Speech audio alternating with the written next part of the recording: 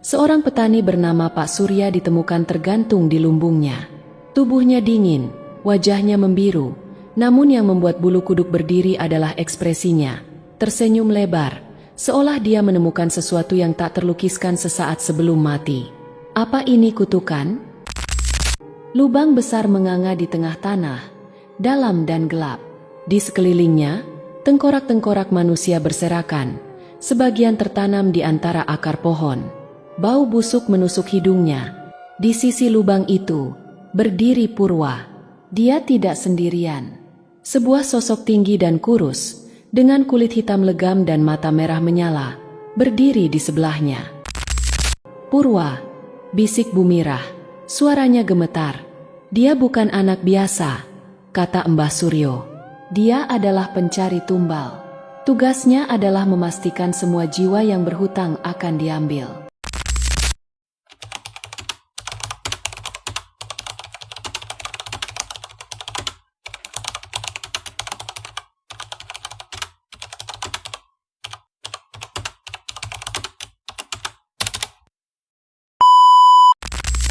Langit senja di desa Giriwulung selalu terasa berat, seolah-olah malam punya dendam yang tak pernah tuntas. Matahari baru saja menghilang di balik bukit, menyisakan semburat merah darah di ufuk barat. Di ujung jalan setapak yang berdebu, seorang anak laki-laki berjalan sendirian. Langkahnya pelan namun pasti, membawa angin dingin yang tiba-tiba menyusup ke sela-sela daun pisang di sekitar desa. Purwa, nama itu dengan cepat menyebar di antara penduduk. Seorang anak yatim piatu yang datang entah dari mana, mengaku dikirim ke sana oleh kerabat jauh. Usianya 17 tahun, dengan wajah pucat pasi seperti tak pernah bersentuhan dengan sinar matahari. Rambut hitamnya berantakan, dan sorot matanya kosong, seperti jurang tanpa dasar. Pada hari pertama kedatangannya, tak ada yang terlalu memperhatikan. Purwa tinggal di rumah tua di pinggir desa yang sudah lama kosong, ditemani suara jendela yang berderit setiap malam diterpa angin. Pak Wirya, sesepuh desa, sempat menyarankan warga untuk bersikap ramah. Kasihan anak itu, pasti masih berduka, katanya. Namun, keanehan mulai muncul sejak malam pertama. Warga yang tinggal dekat rumah tua itu mendengar suara langkah kaki di luar rumah mereka. Padahal tak ada siapapun ketika mereka mengintip dari balik tirai. Di dapur, piring yang semula tertata rapi tiba-tiba jatuh dengan sendirinya, seolah disentuh oleh tangan tak terlihat. Kebetulan saja, pikir mereka. Hingga keesokan harinya, seorang petani bernama Pak Surya ditemukan tergantung di lumbungnya. Tubuhnya dingin, wajahnya membiru, namun yang membuat bulu kuduk berdiri adalah ekspresinya. Tersenyum lebar, seolah dia menemukan sesuatu yang tak terlukiskan sesaat sebelum mati. Apa ini kutukan? Bisik salah satu warga di kerumunan yang melihat jenazah Pak Surya dibawa ke balai desa. Beberapa warga mulai mengingat kejadian sebelumnya. Malam sebelum kematian Pak Surya, mereka melihat Purwa di jalan setapak, menatap lumbung dari kejauhan. Dia cuma berdiri di sana, lama sekali, kata Bumirah, dengan suara bergetar. Ketakutan belum sepenuhnya mendarah daging, tetapi bisikan-bisikan sudah mulai terdengar. Desas-desus kecil tentang anak itu merebak di sudut-sudut desa. Anak itu membawa sial, kata mereka. Namun, malam-malam selanjutnya menjadi lebih sunyi dari biasanya. Hanya angin yang terdengar, berbisik pelan di sela pohon, menyebut nama-nama yang terdengar seperti panggilan dari dunia lain. Dan di tengah kesunyian itu, Purwa hanya tersenyum dari balik jendela rumah tuanya, menatap desa seperti seorang pengamat yang sabar menunggu saatnya tiba. Desa Giriwulung mulai terasa berbeda sejak kematian Pak Surya. Malam-malam terasa lebih panjang, seolah waktu berjalan dengan malas. Angin yang berembus dari hutan membawa aroma basah dan busuk, seperti tanah kuburan yang baru digali. Beberapa malam setelah kematian Pak Surya, suara aneh mulai terdengar di desa. Awalnya hanya bisikan samar di ujung telinga, memanggil nama seseorang dalam nada lembut namun dingin. Bisikan itu selalu datang menjelang tengah malam, tepat ketika angin berhenti berembus. Bu Siti adalah salah satu yang pertama mendengarnya. Dia terbangun dengan jantung berdebar, keringat dingin membasahi lehernya. Dari luar jendela, Dia mendengar suaranya sendiri dipanggil, pelan, berulang-ulang. Dia melangkah mendekati jendela. Matanya mencoba menembus kegelapan. Tak ada siapapun di luar. Hanya pohon-pohon pisang yang bergoyang pelan. Namun, saat dia hendak kembali ke tempat tidur, matanya menangkap sosok berdiri di ujung jalan setapak, Purwa. Anak itu berdiri di sana, menatap rumah Bu Siti tanpa berkedip. Cahaya bulan membuat wajahnya tampak lebih pucat dari biasanya, seperti mayat yang baru bangkit dari kubur. Bisikan itu terdengar lagi, lebih jelas kali ini, seperti berasal dari mulut Purwa. Tapi bibir anak itu sama sekali tidak bergerak. Bu Siti terjatuh, tubuhnya menggigil hebat. Dia menutup jendela dengan gemetar, menahan napas sambil berdoa dalam hati. Keesokan paginya, desa kembali digemparkan. Seekor anjing hitam milik Pak Hardi ditemukan mati di depan rumah Purwa. Mulutnya berbusa dan matanya melotot ke arah langit, seolah melihat sesuatu yang mengerikan di detik terakhir hidupnya. Ini bukan kebetulan lagi, teriak Pak Hardi di depan balai desa. Warga yang berkumpul saling berbisik. Ketakutan mulai mencengkram mereka. Semua mata tertuju pada rumah tua di pinggir desa, tempat di mana Purwa tinggal. Tapi yang membuat suasana semakin mencekam adalah hilangnya Andi, bocah kecil yang biasa bermain di tepi hutan. Terakhir kali dia terlihat, dia sedang berbicara dengan Purwa di pematang sawah, sebelum menghilang tanpa jejak. Dia pasti tahu sesuatu, seru Bu Mirah. Suaranya panik. Anak itu bukan anak biasa. Dia membawa sial ke desa kita. Namun, setiap kali mereka mencoba mendekati Purwa, ada sesuatu yang membuat mereka ragu. Sorot mata dingin itu, senyum tipis di sudut bibirnya, seolah-olah dia tahu lebih banyak dari yang mereka bayangkan. Satu-satunya yang berani bicara dengan Purwa adalah Pak Wirya. Malam itu, saat desa mulai terlelap dalam ketakutan, dia mendatangi rumah Purwa. Ketukan pintunya bergema di tengah kesunyian. "Purwa, aku ingin bicara," katanya dengan suara tegas. Purwa membuka pintu perlahan. Matanya menatap lurus ke arah Pak Wirya, kosong namun menakutkan. "Apa yang ingin Bapak tahu?" tanyanya. Suaranya pelan, nyaris seperti bisikan. Pak Wirya menatap anak itu dalam-dalam, mencoba mencari jawaban di balik wajah pucat itu. Namun sebelum dia bisa berkata apa-apa, angin berembus kencang dari dalam rumah, membawa bau busuk yang menusuk hidung. Di dinding belakang rumah, bayangan besar bergerak, meski tak ada apapun yang memantulkan cahaya. Pak Wirya merasa lemas. Siapa kau sebenarnya, Purwa?" Anak itu hanya tersenyum. "Saya cuma menjalankan tugas, Pak. Yang lama sudah waktunya selesai." Pak Wirya mundur perlahan. Punggungnya bersandar ke dinding luar rumah. Jantungnya berdegup kencang. Tubuhnya gemetar. Dia tahu, sejak malam itu, desa mereka tak akan pernah sama lagi. Desa Giriwulung kini tenggelam dalam ketakutan. Malam-malam mereka diisi oleh suara-suara aneh. Tak ada yang berani keluar setelah matahari terbenam, kecuali mereka yang terpaksa, dan mereka selalu kembali dengan wajah pucat dan tubuh gemetar. Sementara itu, hilangnya Andi masih menjadi misteri besar. Pencarian sudah dilakukan di seluruh desa, termasuk di tepi hutan, tapi jejak bocah itu seolah lenyap begitu saja. Bu Mirah yang tinggal dekat hutan bersikeras bahwa dia melihat sesuatu malam itu. "Aku melihat bayangan besar di antara pohon-pohon," katanya dengan suara bergetar. Tingginya lebih dari 2 meter, dengan mata merah menyala seperti bara api. "Aku yakin itu bukan manusia." Warga yang mendengarnya hanya bisa saling pandang. Tak ada yang berani mengatakan apa yang sebenarnya ada di pikiran mereka. Satu-satunya yang mungkin tahu jawabannya adalah Purwa. Namun Purwa tetap tenang, seolah tidak terganggu sedikit pun oleh kehebohan di sekitarnya. Dia masih sering terlihat berdiri di tepi hutan, menatap pepohonan tua seperti mendengarkan sesuatu yang tak bisa didengar orang lain. Wajahnya selalu datar, dengan senyum tipis yang semakin membuatnya tampak mengerikan. Malam itu, Pak Wirya yang masih dihantui pertemuannya dengan Purwa, memutuskan untuk mencari tahu lebih banyak. Dia mengambil lampu minyak dan pergi ke hutan, mengikuti jalur setapak yang jarang dilalui. Pak Wirya terus berjalan, hingga akhirnya tiba di sebuah area terbuka yang dipenuhi akar-akar besar mencuat dari tanah. Di sana, di bawah sinar bulan yang redup, dia melihat sesuatu yang membuat darahnya membeku. Lubang besar menganga di tengah tanah, dalam dan gelap. Di sekelilingnya, tengkorak-tengkorak manusia berserakan, sebagian tertanam di antara akar pohon. Bau busuk menusuk hidungnya. Di sisi lubang itu, berdiri Purwa. Dia tidak sendirian. Sebuah sosok tinggi dan kurus, dengan kulit hitam legam dan mata merah menyala, berdiri di sebelahnya. Pak Wirya mundur selangkah, tapi tanah di bawahnya tiba-tiba runtuh. Dia terjatuh ke dalam lubang, tubuhnya membentur tulang belulang yang berserakan.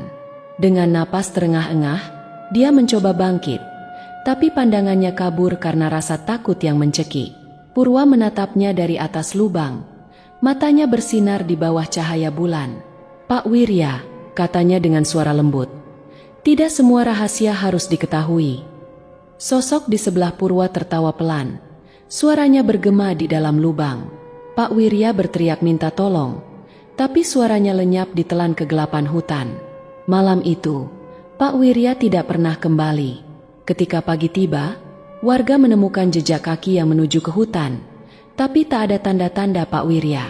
Di tepi hutan, mereka menemukan topinya yang kotor dan basah oleh embun, seolah-olah dia lenyap begitu saja di tengah malam. Kepanikan melanda desa. Mereka tahu, jika sesuatu tidak dilakukan, desa Giriwulung akan bernasib sama seperti Pak Wirya, hilang dalam kegelapan yang tak berujung. Kematian Pak Wirya menjadi pukulan telak bagi warga desa Giriwulung. Kepanikan berubah menjadi keputusasaan. Mereka tahu, apapun yang terjadi di desa itu bukanlah hal biasa. Beberapa orang mulai berbisik tentang dosa lama yang pernah dilakukan nenek moyang mereka. Ritual terlarang demi kemakmuran desa. Ritual yang konon melibatkan tumbal manusia dan perjanjian dengan makhluk penghuni hutan. Di tengah ketakutan yang melanda, seorang dukun tua bernama Mbah Suryo datang ke desa.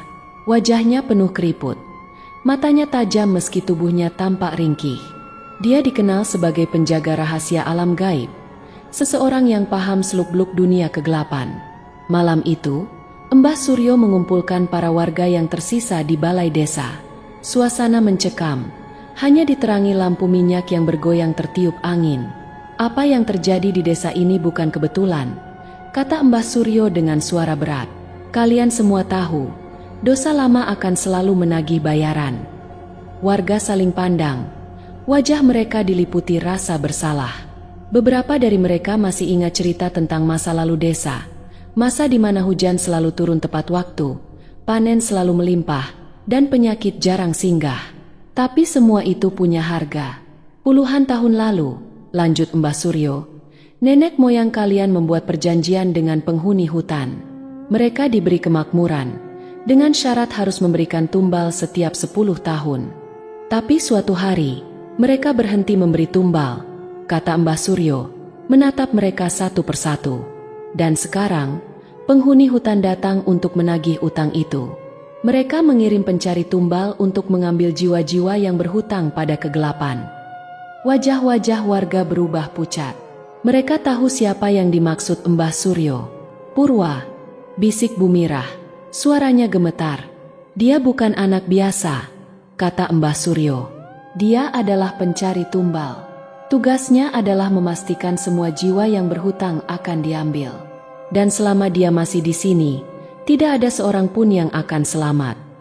Malam itu, keputusan besar diambil. Mereka harus mengusir Purwa dari desa sebelum semuanya terlambat. Mbah Suryo berjanji akan melakukan ritual pengusiran. Tapi ritual itu membutuhkan waktu dan keberanian yang luar biasa. "Jangan dekati hutan malam ini," pesan Mbah Suryo. "Dan apapun yang terjadi, jangan buka pintu jika kalian mendengar suara ketukan." Warga pulang ke rumah masing-masing, membawa ketakutan yang mencekik dada. Di luar, angin bertiup lebih kencang dari biasanya, membawa suara bisikan yang terdengar seperti tawa samar. Sementara itu, dari balik jendela rumahnya, Purwa menatap balai desa yang perlahan redup. Senyum tipis menghiasi wajahnya. Sudah waktunya. Malam itu terasa berbeda. Angin berhenti bertiup, dan langit di atas desa Giriwulung tampak lebih gelap dari biasanya. Seolah bintang-bintang pun enggan menyaksikan apa yang akan terjadi. Di rumahnya, Mbah Suryo menyiapkan segala perlengkapan untuk ritual pengusiran. Bau dupa menyebar di ruangan, dan mantra-mantra kuno terdengar lirih dari mulutnya.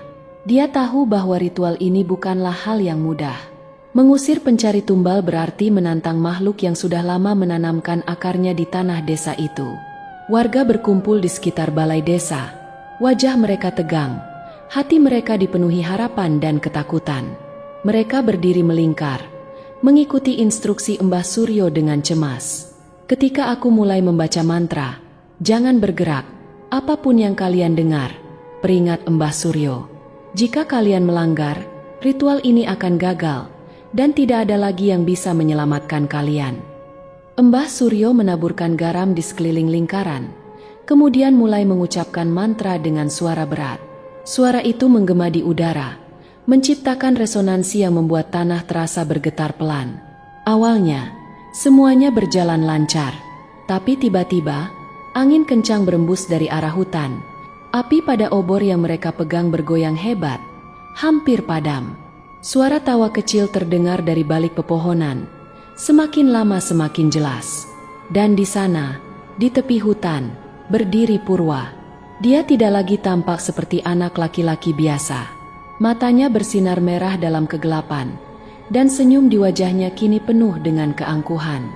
Sosoknya tampak lebih tinggi dari sebelumnya, seolah-olah kegelapan hutan telah menyatu dengannya.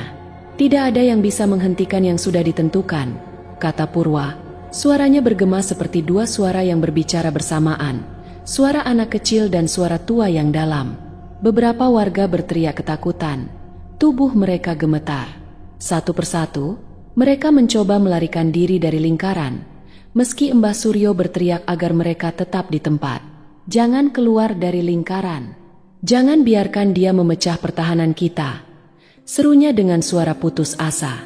Tapi terlambat. Begitu lingkaran itu terputus, angin berembus lebih kencang, membawa bayangan-bayangan hitam yang bergerak di antara warga. Bayangan itu melompat dari tubuh ke tubuh, membuat mereka jatuh ke tanah. Tubuh mereka kejang dengan mata terbelalak ketakutan. Mbah Suryo terus melantunkan mantranya, keringat bercucuran di dahinya. Tangannya gemetar, tapi dia tahu dia tidak boleh berhenti. Namun Purwa hanya berdiri di sana, menatap Mbah Suryo dengan tatapan dingin. Kau sudah terlambat, Mbah, katanya dengan nada mengejek. Mereka semua milikku sekarang. Seketika, jeritan terdengar dari segala arah. Warga berlari ke segala penjuru, mencari perlindungan, tapi bayangan hitam terus mengejar mereka, menenggelamkan mereka dalam kegelapan. Mbah Suryo menatap Purwa dengan mata penuh amarah dan ketakutan. Dia tahu ini adalah akhir. Ritual telah gagal. Purwa terlalu kuat, dan makhluk yang berdiri di sisinya adalah sesuatu yang jauh melampaui kekuatan dunia manusia. Dalam detik-detik terakhir, Mbah Suryo mengangkat tangannya ke langit, berteriak dengan segenap tenaga. Cahaya putih kecil muncul dari telapak tangannya, membentuk lingkaran pelindung di sekelilingnya. Tapi cahaya itu hanya bertahan sesaat sebelum padam, tersedot oleh kegelapan yang melahap segala sesuatu di sekitarnya. Malam itu, desa Giriwulung benar-benar tenggelam dalam kegelapan. Dan di tengah kegelapan itu, Purwa berjalan perlahan, melewati tubuh-tubuh yang tergeletak di tanah. Pagi itu, desa Giriwulung terdiam. Matahari enggan menampakkan dirinya, seolah takut menyentuh tanah yang kini terasa asing.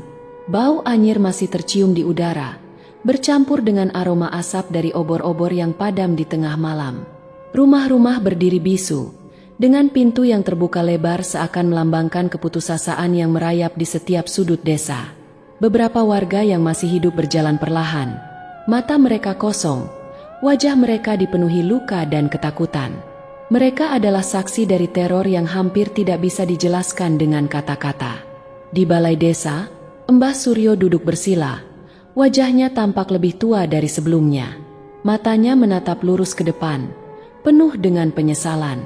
Dia tahu ritual itu gagal, dan kegagalannya telah membawa desa ke jurang kehancuran. Bu Mirah datang mendekat, Suaranya bergetar ketika berbicara. "Mbah, kita harus melakukan sesuatu. Kita tidak bisa membiarkan ini berlanjut. Kalau tidak, kita semua akan mati, seperti yang lain." Mbah Suryo menggeleng pelan. Kegelapan sudah terlalu dalam mengakar di sini. Hanya ada satu cara untuk menghentikannya. Semua mata tertuju pada Mbah Suryo, menunggu kata-kata yang keluar dari mulutnya. "Kita harus menemukan tempat di mana Purwa berasal, akar dari semua ini, dan menghancurkannya." "Di mana tempat itu?" tanya Pak Dharma, salah satu warga yang selamat.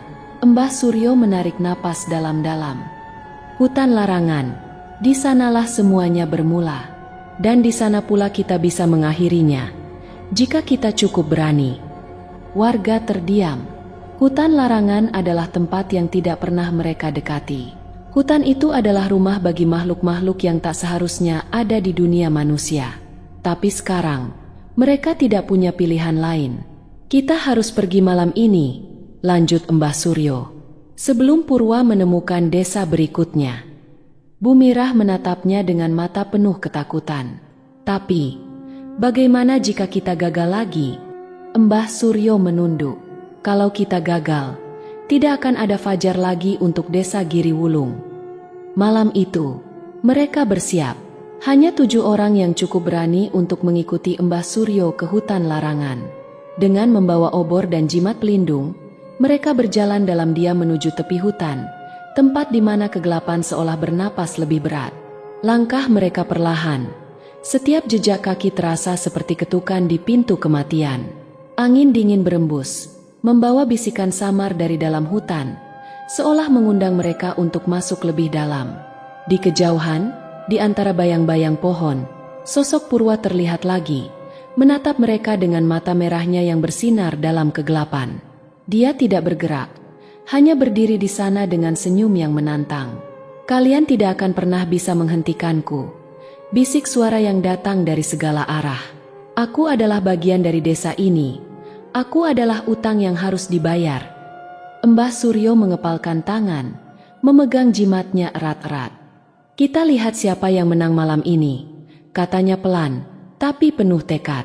Dengan langkah tegas, dia memimpin mereka masuk ke dalam kegelapan hutan larangan, tanpa menyadari bahwa apa yang menunggu di dalam sana jauh lebih mengerikan daripada apapun yang pernah mereka bayangkan. Hutan larangan menyambut mereka dengan sunyi yang mencekam. Pepohonan tua berdiri seperti penjaga bisu, ranting-rantingnya melingkar seperti tangan yang ingin merenggut siapapun yang berani melintas. Kabut tebal menyelimuti tanah, menutupi jejak mereka seolah hutan itu tak ingin ada yang keluar lagi. Langkah demi langkah, rombongan kecil itu bergerak maju, dipimpin oleh Mbah Suryo. Obor di tangan mereka menjadi satu-satunya sumber cahaya di tengah kegelapan yang terasa lebih padat dari malam biasanya. "Jangan bicara, jangan berpaling, dan jangan dengarkan suara-suara," bisik Mbah Suryo. "Mereka akan mencoba menipu kalian." Angin dingin berembus, membawa suara-suara yang terdengar seperti tangisan dan tawa anak-anak. Pak Dharma mulai gelisah. Matanya liar mencari sumber suara. "Mbah, ada yang memanggil saya," bisiknya ketakutan. "Jangan dengarkan," seru Mbah Suryo. Matanya tajam menatap Pak Dharma. Tapi terlambat. Pak Dharma melangkah keluar dari barisan, mengikuti suara itu ke balik pepohonan. Bu Mirah berteriak, tapi suara itu tenggelam dalam gelombang kabut. Pak Dharma menghilang begitu saja, seolah ditelan hutan. Sisa rombongan berhenti. Jantung mereka berdegup kencang. Mbah Suryo menggenggam jimatnya lebih erat. "Kita tidak bisa kembali. Kalau kita berhenti sekarang, kita semua akan mati." Dengan berat hati, mereka melanjutkan perjalanan, meninggalkan harapan untuk menemukan Pak Dharma.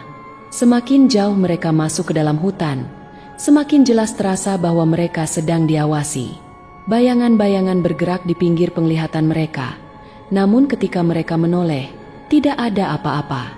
Akhirnya, mereka tiba di sebuah tempat terbuka. Sebuah lapangan kecil yang dikelilingi oleh pohon-pohon yang melengkung seperti lengkungan katedral tua. Di tengah lapangan itu, sebuah batu hitam besar berdiri, tertutup lumut dan ukiran kuno yang tidak bisa mereka pahami. Disinilah semuanya bermula, kata Mbah Suryo. Suaranya pelan namun penuh keyakinan. Ini adalah altar tempat perjanjian itu dibuat. Sebelum Mbah Suryo bisa melanjutkan ritual, suara tawa menggema dari segala arah. Kabut di sekitar mereka berputar cepat, membentuk sosok-sosok bayangan yang mulai bergerak mendekat. Dan di tengah kabut itu, berdiri Purwa. Kalian datang jauh-jauh hanya untuk mati di sini. Purwa tertawa. Suaranya menggema seperti ribuan suara yang berbicara bersamaan. Matanya bersinar lebih terang, dan tubuhnya mulai berubah, memanjang dan melengkung menjadi sesuatu yang bukan lagi manusia. Ini sudah cukup, gumam Mbah Suryo. Kemudian mulai melantunkan mantra terakhirnya. Cahaya biru perlahan keluar dari tangannya, membentuk lingkaran pelindung di sekeliling rombongan. Purwa meraung, melompat ke arah mereka, tapi terhenti ketika menyentuh lingkaran cahaya itu. Bayangan-bayangan di sekeliling mereka menjerit, terbakar oleh cahaya tersebut. Tapi kekuatan Purwa jauh lebih besar dari yang diduga. Dengan satu gerakan, dia memecahkan lingkaran pelindung itu, membuat semua orang terpental ke tanah. Mbah Suryo terbatuk. Darah mengalir dari sudut bibirnya, tapi dia tidak menyerah. Dengan sisa tenaganya, dia meraih jimat terakhirnya, sebuah batu hitam kecil yang diukir dengan simbol kuno. Inilah akhirnya, Purwa, serunya, melemparkan batu itu ke altar hitam di tengah lapangan. Altar itu bergetar hebat, retakan-retakan muncul di permukaannya, dan suara seperti jeritan ribuan jiwa membelah malam. Purwa menjerit, tubuhnya mulai terpecah menjadi kabut hitam yang tersedot kembali ke dalam tanah. Kabut perlahan menghilang, dan hutan kembali sunyi. Altar itu runtuh menjadi debu, meninggalkan lubang hitam kecil di tengah lapangan. Mbah Suryo terjatuh ke tanah, napasnya terengah-engah. Warga yang tersisa menatapnya dengan mata penuh rasa lega, meski tubuh mereka masih gemetar. Sudah selesai, kata Mbah Suryo pelan. Dia tidak akan kembali, selama kita tidak mengulangi kesalahan yang sama. Malam itu, untuk pertama kalinya dalam waktu yang lama, Desa Giriwulung terasa benar-benar tenang. Malam telah berlalu. Matahari perlahan muncul di balik bukit, menyinari Desa Giriwulung yang kini terasa seperti tempat baru. Udara pagi membawa kesegaran, menggantikan bau anyir yang sempat memenuhi malam sebelumnya. Warga yang selamat berkumpul di depan balai desa. Wajah mereka lelah, tapi ada rasa lega yang samar terlihat di mata mereka. Mbah Suryo berdiri di tengah kerumunan. Meski tubuhnya terlihat ringkih, matanya memancarkan keteguhan yang sama seperti sebelumnya. Purwa sudah pergi, katanya dengan suara parau. Desa kita selamat, tapi ingat, kegelapan selalu mencari jalan untuk kembali. Jangan pernah bermain-main dengan apa yang tidak kalian pahami. Bumirah mengangguk pelan, menggenggam tangan anaknya yang selamat dari teror malam itu. Warga mulai kembali ke rumah masing-masing, mencoba melupakan kengerian yang baru saja mereka lewati. Namun, di sudut desa, sebuah pemandangan membuat Mbah Suryo terdiam. Di jalan setapak yang menuju keluar desa, ia melihat sesuatu yang membuat darahnya kembali membeku. Seorang anak laki-laki berdiri di sana. Tubuhnya tegak, dengan pakaian yang robek dan berlumur tanah. Kepalanya sedikit menunduk, tapi ketika dia mengangkat wajahnya, Mbah Suryo tahu. Matanya masih bersinar merah samar, dan senyum tipis yang sama terukir di wajahnya. Dia menatap Mbah Suryo dari kejauhan, lalu berbalik dan berjalan perlahan, menghilang di antara pepohonan. Mbah Suryo tidak bergerak. Tubuhnya terpaku, sementara suara di kepalanya terus bergema. Dia tidak akan pernah benar-benar pergi. Tidak ada yang bisa menghentikan yang sudah ditentukan. Angin kembali bertiup, membawa bisikan yang terdengar seperti tawa kecil di kejauhan. Dan di desa berikutnya, di pagi yang sama, seorang anak laki-laki berusia 17 tahun terlihat berjalan sendirian di jalan setapak, dengan senyum tipis di wajahnya. Purwa telah menemukan desa baru. Setiap desa memiliki rahasia.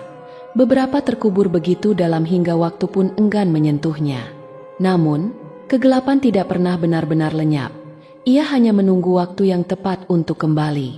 Desa Giriwulung mungkin telah selamat untuk saat ini, Tapi di tempat lain, di desa berikutnya, jejak langkah Purwa akan kembali menciptakan lingkaran kengerian yang sama. Kegelapan selalu menagih utangnya. Dan ketika malam jatuh, siapapun yang melihat sosok itu dari kejauhan, anak laki-laki dengan senyum samar, akan tahu bahwa waktunya sudah dekat. Jadi, jika kalian berjalan sendirian di malam yang sunyi dan melihat seseorang menatap dari bayang-bayang, jangan berani mendekat, jangan menoleh, dan, yang terpenting, jangan pernah menanyakan namanya, karena mungkin dia sedang mencari tumbal berikutnya.